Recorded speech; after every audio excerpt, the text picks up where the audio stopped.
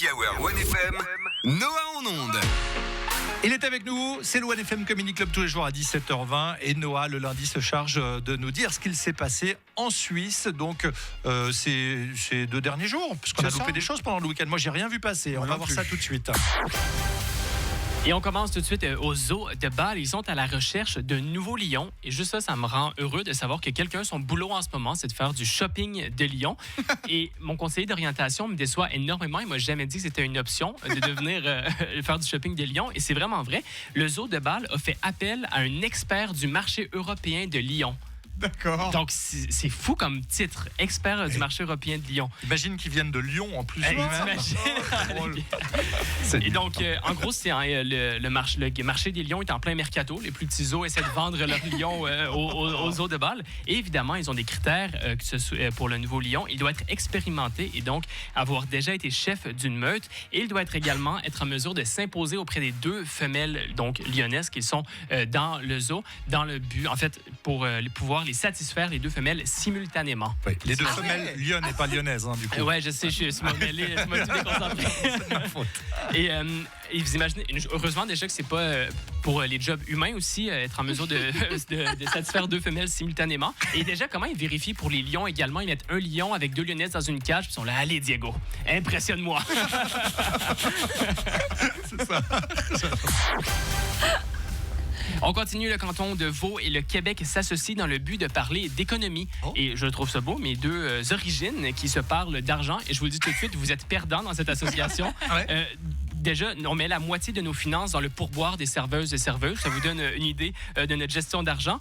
Et donc, on va comparer les 2. La Suisse, réputée à vendre des montres à des milliers de francs la pièce, voire des centaines de milliers. Et le Québec, réputé à vendre des cannes de sirop d'érable, certes excellentes, mais à 8,50 la canne.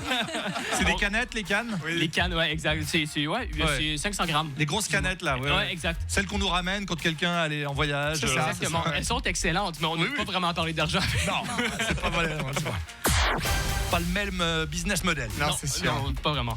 On termine donc un Tessinois qui est nouvellement dans le livre des records Guinness, Kevin Delco, qui a battu le record le plus d'escaliers descendus sur les mains en 1 heure. Ah ouais? Est-ce que vous savez combien il a fait? Il a descendu l'équivalent de 68 étages à 1 heure. En 1 heure. Déjà, à pied, c'est impressionnant, mais vous imaginez sur les mains. Oh. Et à la fin, comme beaucoup de gens, il a remercié sa maman. Il a dit qu'il a fait son record le jour de l'anniversaire de sa maman parce que ça lui donné la force nécessaire pour accomplir ce défi.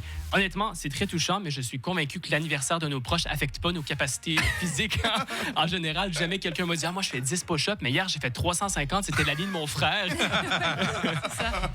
Et donc, je crois qu'il a surtout réussi parce qu'il était très musclé, coordination de malade. Et honnêtement, il y a des vidéos de lui, c'est ultra impressionnant. Et ce qui est impressionnant, c'est de dire, à un moment, il a commencé, il était nul à ça. Donc, il se pétait la gueule dans les escaliers. Puis il disait, non, Kevin, là, tu vas continuer, tu vas devenir le meilleur au monde à descendre des escaliers sur les mains. Une belle preuve de persévérance. Suisse, du coup. Suisse, du coup, Tessinois, ouais. Quelle fierté, bravo, merci Noah. Ça vous impressionne un peu, hein? Descendre sur les mains des escaliers. Chapeau. Du coup, on a la réponse pour le Guinness Book parce que Noah nous a dit tout à l'heure, mais le Guinness Book, je crois que c'est lié aux bières Guinness. Et il a tout à fait raison, puisque c'est l'idée de Sir Hugh Beaver, qui était directeur général des brasseries Guinness, qui, lors d'une partie de chasse, a eu un débat. Ça commence mal, ça commence mal. Mais des bières, non. Il a eu un débat avec un pote pour savoir qui allait le plus vite entre un pluvier doré et un gibier à plumes. Et donc, il s'est dit, pour connaître la réponse, je vais lancer un livre et on va répertorier tout ça. Et donc voilà. Et il avait déjà créé les bières avant? Il était directeur des bières à ce moment-là. Ils étaient torchés au moment de cette discussion, clairement. Attends, mais c'est quel animal le plus rapide? On a la réponse ou pas? C'était le pluvier doré. Ok, ça me rassure.